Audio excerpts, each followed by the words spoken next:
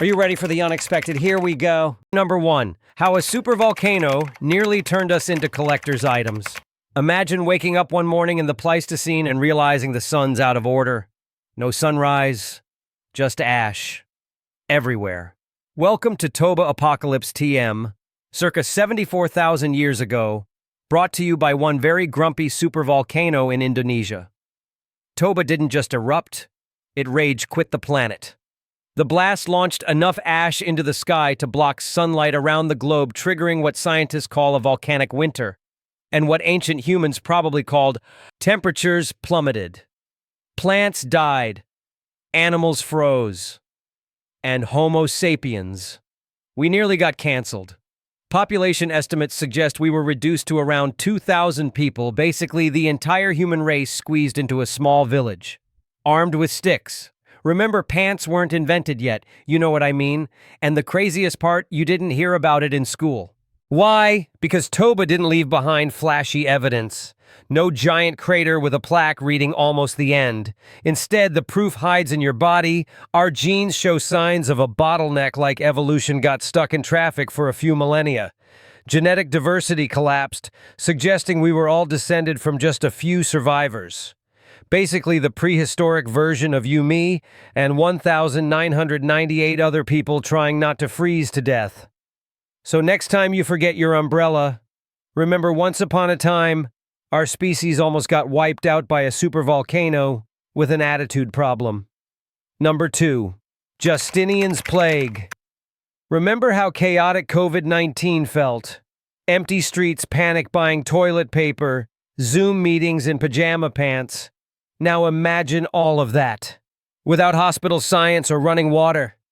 Welcome to the year 541 CE, where the plague of Justinian made COVID look like a mild software glitch. Back then, the Byzantine Empire was trying to make a comeback. Emperor Justinian was feeling himself, rebuilding cities, flexing architecture, and dreaming of Roman greatness. But then came the plague. It didn't knock politely. It kicked in the door and started claiming lives at an unbelievable rate. Within just a few years, this mysterious illness had spread across Europe, North Africa, and the Middle East, eventually taking out an estimated 30 to 50 million people, almost half of Europe's population. That's not a second wave. That's a societal collapse. Farms were abandoned cities, emptied out, and the economy basically curled into the fetal position and cried. Even Justinian caught it. He survived, but his empire never really did. The Eastern Roman Empire limped on, but it was never the same again. Most experts agree the plague of Justinian was caused by Yersinia pestis, the same bacteria behind the later Black Death. But don't blame the rats entirely.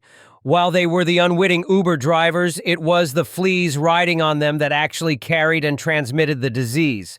These infected fleas jumped to humans when their rodent hosts died, triggering one of the earliest and deadliest pandemics in recorded history.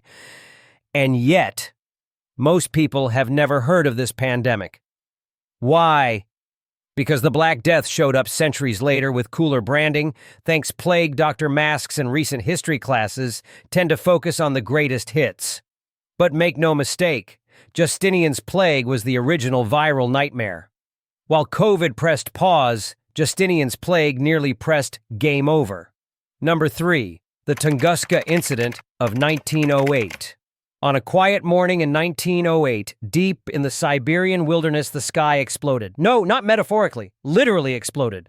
A massive space rock, likely a comet or asteroid about 50-60 meters wide, entered Earth's atmosphere and detonated mid-air above the Tunguska region, unleashing energy equivalent to 1,000 Hiroshima bombs. The result? Over 2,000 square kilometers of forest were instantly flattened. Trees were snapped like matchsticks, wildlife incinerated, and shockwaves were felt hundreds of kilometers away. If that explosion had happened over a major city, London, New York, Paris, we wouldn't be talking about it. Because we'd all be speaking Martian by now. Amazingly, no human deaths were officially recorded. Why? Because the blast happened in the middle of nowhere. No cities, no suburbs, just forest and a few very confused reindeer herders. That stroke of luck likely saved millions of lives and prevented a world-shifting catastrophe. It's like Earth accidentally dodged a bullet while tying its shoelaces. So why don't we hear more about this timing and location? In 1908, there was no social media, no 24-hour news cycle, and Siberia wasn't exactly the center of global affairs. The story got buried, literally under trees, and metaphorically in history books. But make no mistake, Tunguska was Earth's close call with cosmic chaos. And next time, we might not be so lucky. Number 4, rise of the machines. If you've ever yelled at Siri for not understanding you, congratulations. You've already had beef with AI, but while voice assistants forgetting your name is annoying, the real threat isn't bad pronunciation. It's what happens when artificial intelligence gets too smart too fast and too unregulated. We're not talking about Hollywood robots turning red-eyed and chasing you down a hallway yet. We're talking about AI in military drones, cyber weapons, and decision-making systems that can pull triggers faster than any human. Think war at the speed of Wi-Fi. Some experts warn that a fully autonomous weapon system could accidentally or intentionally start conflicts, without humans even realizing it until it's too late.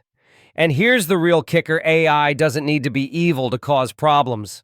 If you tell it to clean up the planet, it might take that literally, and remove all the humans too. Not because it hates us, but because we were in the way. So why don't we hear more about this in school? Because it's the future, and the future hasn't hit the syllabus yet. Curriculum tends to lag behind innovation, especially when the innovation might turn on us. In short, AI isn't evil. But like a toddler with a flamethrower and a PhD in algorithms, it might do serious damage without even meaning to. Number 5, when the sun nearly unplugged Earth. In 1859, the sun decided to throw a tantrum and nearly broke the planet. This was the Carrington event, the largest solar storm ever recorded. Named after British astronomer Richard Carrington, who spotted it while casually staring at the sun like a boss, this solar superflare blasted Earth with a wave of charged particles. Back in 1859, people didn't have phones, internet, or satellites, but they did have something new: the telegraph. Then came a giant solar storm, the Carrington event. It hit Earth so hard that telegraph systems in Europe and North America went crazy. Wires sparked some machines, shocked their operators, and a few even caught fire. Some kept working even after being unplugged like spooky magic from the 1800s. Now imagine that storm happening today. Instead of just frying a few wires, it could shut down power grids, knock out satellites, break the internet, stop GPS, and basically make modern life fall apart. Experts say the damage could cost trillions and take years to fix. It would be like going back to the 1800s, but without horses or candlelight dinners. So why don't schools talk about it? Because back then people didn't fully understand what happened. There was no space tech, no news coverage, and no social media, just a bunch of confused telegraph operators wondering why their machines were exploding. The Carrington event reminds us that the sun isn't always our friendly neighborhood light bulb.